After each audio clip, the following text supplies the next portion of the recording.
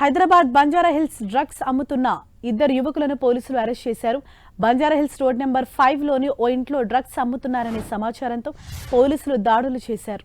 Drugs విక్రయిస్తున్న Shahbaz Khan, Mohammed Adil అనే ఇద్దరు యువకులను పోలీసులు అరెస్ట్ చేశారు.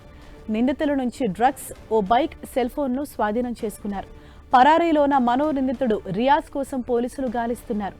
వీరికి డ్రగ్స్ ఎక్కడి నుంచి వచ్చాయి, ఎవరు సరఫరా చేస్తున్నారు అనే దానిపై పోలీసులు విచారణ కొనసాగిస్తున్నారు.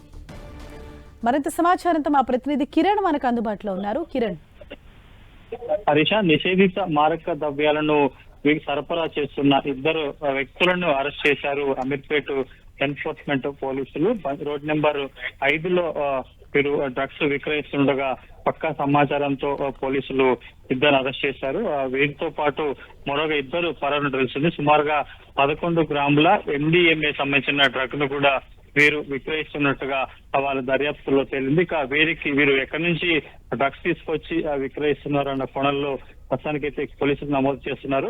ఇటీవల కాలంలో హైదరాబాద్ లో ఇటు నిన్న సన్ సిటీలో కూడా 6 గ్రాముల MDMA సంబంధించిన డ్రగ్ ను కూడా పోలీసులు స్వాధీనం చేస్తున్నప్పుడు తాజాగా రోడ్ నెంబర్ 5లో 11 గ్రాముల MDMA సంబంధించిన డ్రగ్ ను కూడా పట్టుకోవడంతో మరొకసారి హైదరాబాద్ కేంద్రంగా కొంతమంది గుట్టు చప్పుడు కాకుండా గోవా నుంచి MDMA డ్రగ్స్ తీసుకొచ్చి కూడా విక్రయిస్తున్నట్టుగా సమాచారం ఉంది. ఇక అరెస్ట్ చేసిన వారి వద్ద నుంచి కూడా ఒక సెల్ ఫోన్ తో పాటు ఒక బైక్ ని స్వాధీనం చేసుకున్నారు పోలీసులు. వీరు ఎక్కడి నుంచి డ్రగ్స్ తీసుకొస్తున్నారు, వీరు ఇక్కడ హైదరాబాద్ లో ఎవరెవరికి విక్రయిస్తున్న కోణంలో ప్రస్తుతానికైతే పోలీసులు దర్యాప్తు చేస్తున్నారు.